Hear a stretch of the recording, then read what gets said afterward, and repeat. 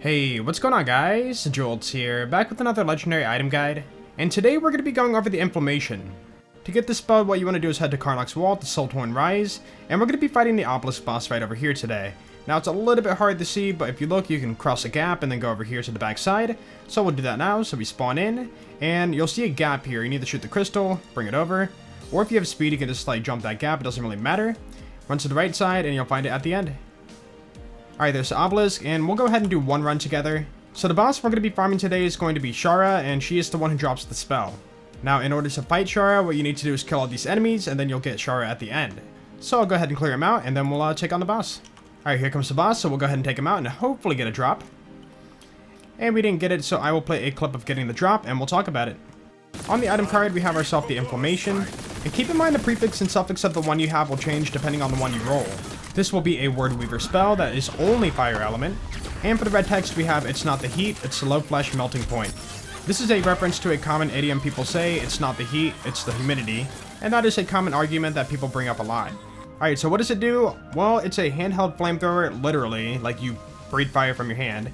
And yeah, you could just hold it down, it's a repeating cast, so you could just cast it on enemies. And then if you happen to get a kill, you will cause a fiery explosion. I want to point out, normally you get 3 charges on the spell, but I happen to roll a spell charge for one of my passives, so we have 4. But yeah, normally you have 3, and you'll hold it down, and it will cast 3 of those out, if you hold it down long enough. But yeah, in this case, I have 1 more I can cast out if I want to. One more thing I want to point out, just so it doesn't create any confusion, it only does fire element. I have imbue my weapon element into my gun, so if I'm holding a non-elemental gun, you're going to see no element damage numbers popping up in the numbers. So just know that's for my skill tree and not the spell itself. Okay, so we're on Chaos 20, let's go ahead and try it out. And you can see the damage really isn't all that bad, and you see he spontaneously combusted and got a fiery dot on this dude, and he went ahead and died too. Now, I do want to bring up I am playing Spell Shot, so I am buffing up my spell power. So if you build around the Inflammation, you can actually make it work pretty well. Alright, let's see the range on it. So if I put this guy on fire and he dies, hopefully we can hit that guy on the right side, but he's kind of far away, so that might be a little too far. Let's see. So he's going to blow up. Yeah, that was out of range, but the explosion radius is pretty small, so enemies do have to be pretty close together. Even though it's a flamethrower and it doesn't look like it's going that far out of my hand, it actually has some decent range on it. So you see this guy here? I'm going to be way back here and I can still hit him. Now for this guy way over here, obviously he's a little too far, but you get the point. The range isn't too bad on it. Anyways, I think that's going to be it for the item guide today, so let me know below in the comments what you guys think about the Inflammation.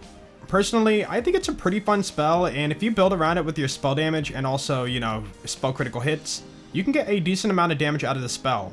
Also, there isn't a ton of good Word Weaver spells in the game, and this is definitely one of the better ones. As for the complaints, I mean, it's only fire element, but you can always imbue a different element onto the spell if you're playing Spell Shot, but otherwise, it's really not all that bad. Also, I have tried it for bossing, and it's not the best because, you know, it does damage over time, and bosses are kind of stubborn with that. But again, for mobbing, it's definitely a good choice. Anyways, I hope you guys enjoyed the video, and of course, if you did, then please be sure to leave a like, because that'd be awesome. And if you really enjoyed it and want to see more Wonderlands content, then be sure to sub. You guys have a great day, and I will see you all later. Peace out.